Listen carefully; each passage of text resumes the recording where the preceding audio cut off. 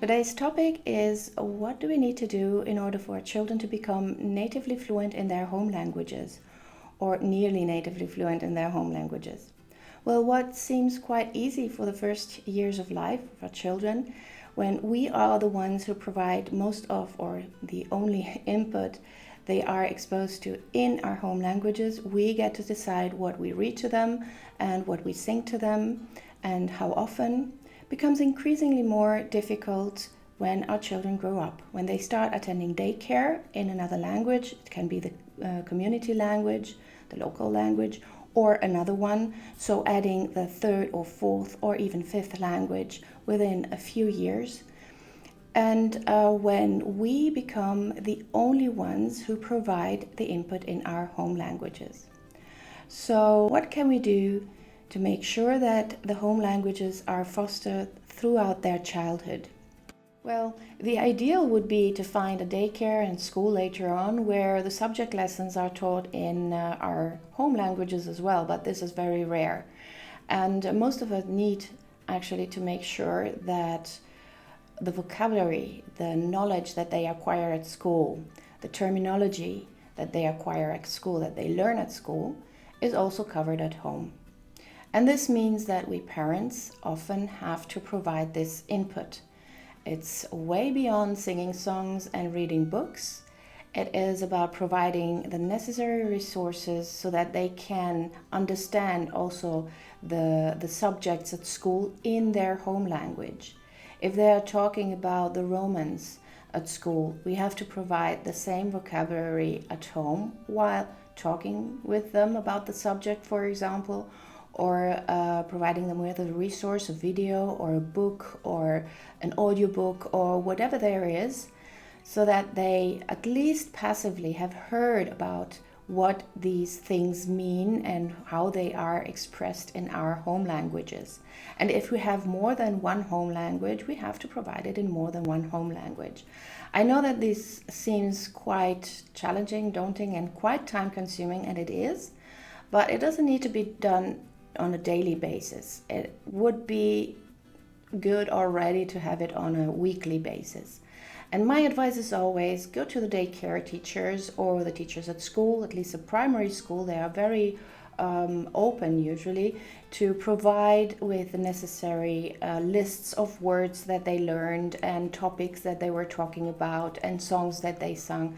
And this becomes, of course, a little bit more complicated when our children grow up and go to secondary school.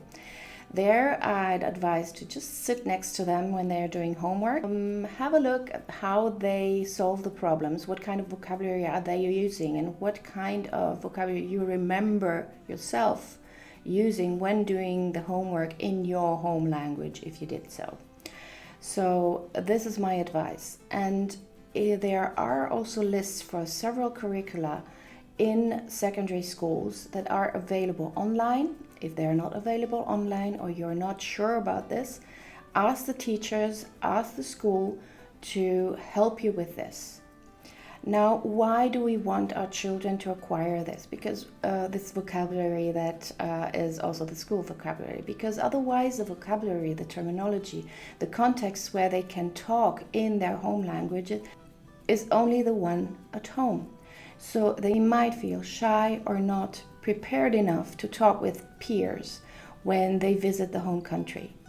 Another thing is, of course, spending holidays, as many holidays as possible, in the country where your home language is spoken. But sometimes we cannot afford this, especially if the home languages are 2 or 3 countries that are quite far away from each other. Or another thing is to enroll the children in summer camps.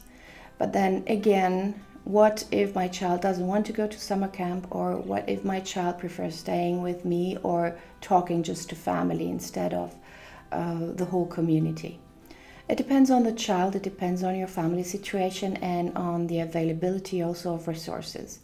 So if you cannot spend holidays in the country, if you do not have enough resources, then you might have to just narrow down a little bit your expectations, which doesn't mean that your child will not become natively fluent. Continue talking to your child in your language. give him or her really a language shower, insist on this. Especially when they hit the teenage years, they might say, I don't need this language and my friends don't like it, so why should I speak it? Continue doing it, because at some point they will realize, well, I need my home language in order to express my emotions, in order to speak to extended family, to my cousins, to my parents in the end, on a very personal level. So I would say don't give up on this and keep insisting and try to find out what they are most interested in. I know that the subjects at school are increasingly complicated when they are in secondary school, and they really need to dive into the school language. And this is very often detrimental for the home languages. And if you want to avoid this and you want not to give up, and I'm very glad to give you all the support I can, just contact me or leave some comments here below. But provide them with readings, with audio material, with videos, with all kind of input that will help them at least to build this passive vocabulary, the passive knowledge of how you address an adult, how you talk in different settings that are not home settings. And don't forget the slang. There are rap songs that can help with this, and all kind of songs that peers in the other country are listening to. So get informed about that. Ask your friends, your family, your colleagues what their children are listening to, and try to provide this to your child, or at least make it accessible for them. Another solution is also to find a pen pal. Ask among your friends, people that you know, of course, you want to be on the safe side, or having Skype sessions with cousins or friends that they've met in the other country and who talk this language and who will not switch to the other languages. Well, you know that I'm a very strong defender on maintaining the home languages. But if at some point you feel that this is just too much, or your child is not responding the way you want, or it makes it almost impossible for you to maintain this rhythm, to give this input constantly, then of course maybe biliteracy or pluriliteracy is not your goal. But that's fine as well. There is not either yes or no. There is not biliteracy or not literacy. There is a certain amount of literacy. Maybe they are fine in reading or in writing a little bit, but not that much in talking for some time.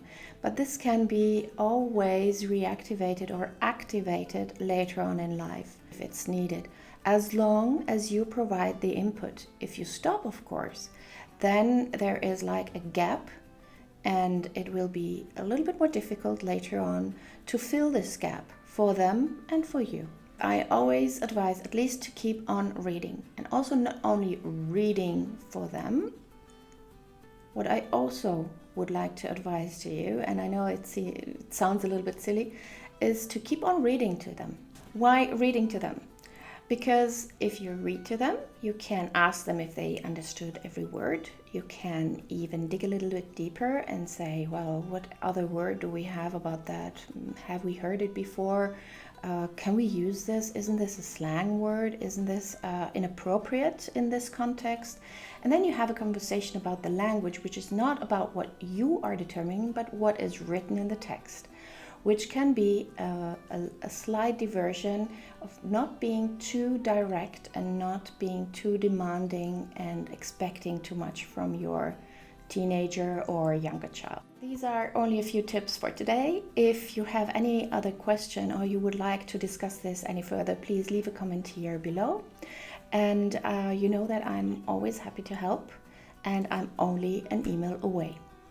I wish you all the best, and please keep enjoying all the languages that you speak with your children and with your partner and your friends and everyone. Bye.